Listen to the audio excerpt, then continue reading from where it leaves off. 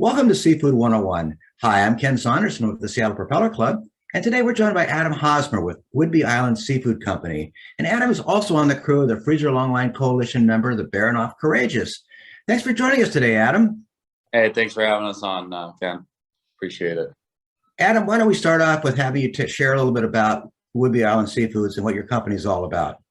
Yeah, definitely. So we started, the website went live, whidbeyseafoods.com. It went live January 1st, 2019. And this kind of came about myself and my brother, who we both work on the Baranof now. He started on the Courageous, our company's other boat that has now since been tied up.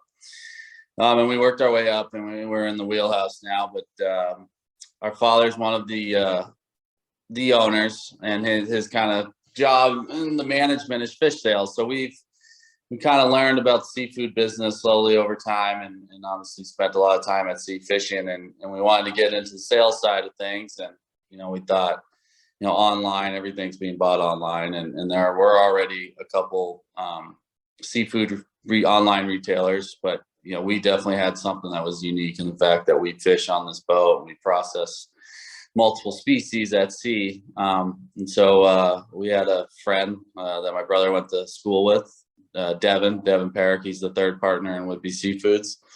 And his background was in the tech world, online marketing, B2B software, that sort of stuff. And he was able to create the whole website. And so that got us rolling right there.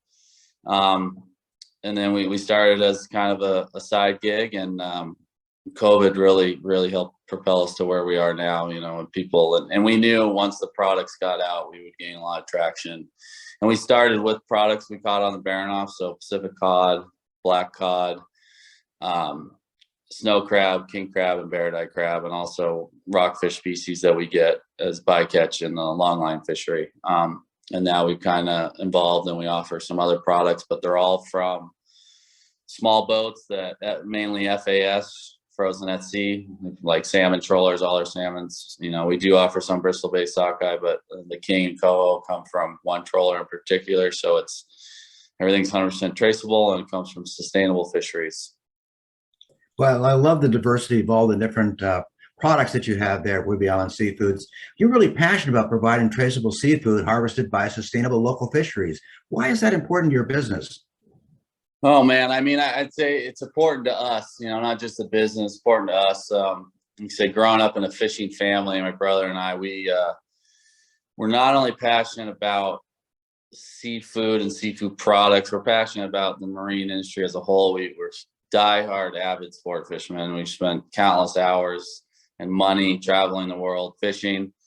And we do a lot of research. We're just obsessed with ocean currents, fish movements, everything to do with the marine ecosystem. And, we grew up, the Baranof has processed its products at sea and sold them itself for a long time. And that's a pretty rare thing. There are some boats that process at sea and then still have a fish seller sell their products. Our company, Romanza Fishing Company, who owns the Baranof, has been doing all the selling. We catch it, process it, and sell ourselves, since they've been around, and was it 1978. So that's where the passion came from, for sustainable fisheries and traceability. And we wanted to take it a step further and be able to provide it directly to the consumer. Take it, it's H&G, headed and gutted at sea, and then take it shoreside, further process it down into fillets or portions, and deliver it right to someone's doorstep. And something we always tell people that is like, we could take your name and put it on a fish, put it on a codfish, or put it on a crab. And when that fish comes out of the water, we could put a customer's name on it, and we could follow it through the whole process all the way till it got to your doorstep. And it's something that I don't think anyone else is really able to do, because one of us is at sea at all times overseeing the whole process. Well, that's a great story. Speaking of tips for customers who are looking to buy seafood, what kind of shopping tips would you give to somebody? Do your research, learn about it. As we were talking before this, you mentioned the fisheries, and the marine world is very foreign to most people still. People don't know a lot about what goes on out in the water. And I feel like the beef industry and the meat industry has done a great job in creating and marketing. It's just, where you get your meat from, connecting people with the farmers, grass-fed, humanely raised. And the same thing can be done with seafood, because there is a difference in quality, and you can taste it and see it when you catch a fish that's caught one at a time and processed at sea and handled with care versus something that was caught, in large quantities by like a large net or something in very large scale fisheries. So I would, do your research, pay attention to where the fish is caught, ask questions, or ask your server, ask your fishmonger where it was from, how it was caught, and that will help you a lot get quality. And Adam, how can people find the Whidbey Island Seafood Company? You can find us online at whidbeyseafoods.com. All our sales are done through our online system. We offer free delivery. We do all the deliveries all over the island for free, and then we offer free shipping, next day shipping to all of Washington, Oregon. We do ship to the rest of the country, but right now only larger orders over $250, and it does cost. We were doing more shipping, but the cost kind of caught up to us. We're kind of doing it as a customer acquisition deal, and we hope to get back to that, in the near future. But trying to figure out the shipping situation and how to bring those costs down, both for us and for our customers.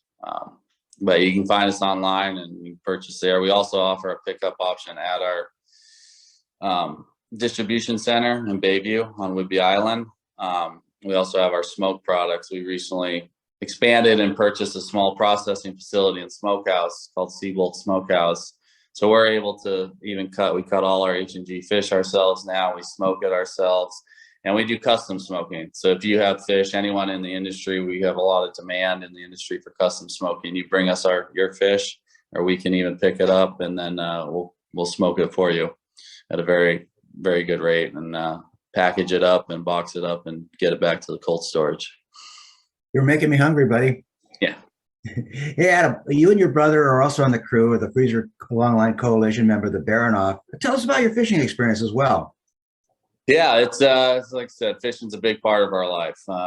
I started when I was 19 as a processor, and Andrew my brother started about a couple of years before me on our sister ship Courageous, and we both just worked our way up deckhand, and then mates. We've both been working in the wheelhouse as first mates for, let's say it's 7 going on 8 years, and we both have held a master's license for the last year and a half as well.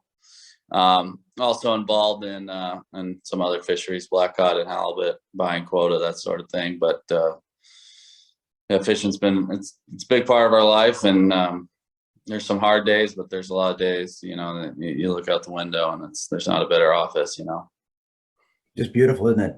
Yeah. The longliner harvesting and processing process is really unique. It really helps to ensure the highest quality and freshness. Talk a little bit about that harvesting process and your processing on the ship. Yeah, it is really unique. Freezer Longliners take a lot of care in their product, and you bring up codfish, one fish at a time. You have very little bycatch. Halibut are real protected. You're able to shake a hook to where you shake them off the hook completely, and they swim back down unharmed. There's no issue with that. Some of the other bycatch we get, like rockfish we sell, or skate wings, it's sought after items. But with Freezer Longliners, you're able to bring the fish up one at a time. Right after it comes out of the water, we bleed it, and then it goes into RSW hoppers where it bleeds out for minimum 45 minutes, and then we pan them up by grade, by size of fish, and then you blast freeze them right away to at least -10 degrees Fahrenheit, and then once that process is done, you package them up into bags or boxes, and put them in your freezer hold. But it allows for a quite amazing product. Freezer Longline cod, when you fillet it out, portion out, it's unbelievable, because it's within a couple hours of it coming out of the water. You got it gutted and processed and frozen. That's great. The Freezer Longline Coalition has been a key player in making sure that the Alaska Bering Sea is widely regarded as one of the best managed fisheries in the world. Why is it important in the long-term health of the Pacific cod resource to have that kind of quality management in place up in the Bering Sea?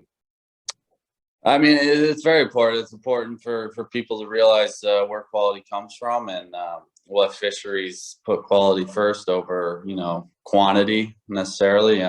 Allows for a little higher price for the fishermen, but the consumer is also getting a product they know is well taken care of. They know it's caught in a fishery.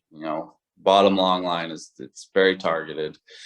And you can move around, you use larger hooks so you don't get smaller species on it, and the fishermen know where larger adult fish tend to be, so you're not necessarily fishing on a young juvenile stock. But in the status of freezer longliners, it's in a very good shape. There's been a lot of modernization in the fishery too, probably leading edge of it. Started, I don't know, 6-7 years ago with some companies building newer boats to even make the process of catching fish and processing them even better, to enhance the quality and to make the boats greener, make them more efficient fuel wise, lower their carbon footprint as well. Well, your passion for the industry really comes through loud and clear. Why are you optimistic about the future of the seafood and fishing industry?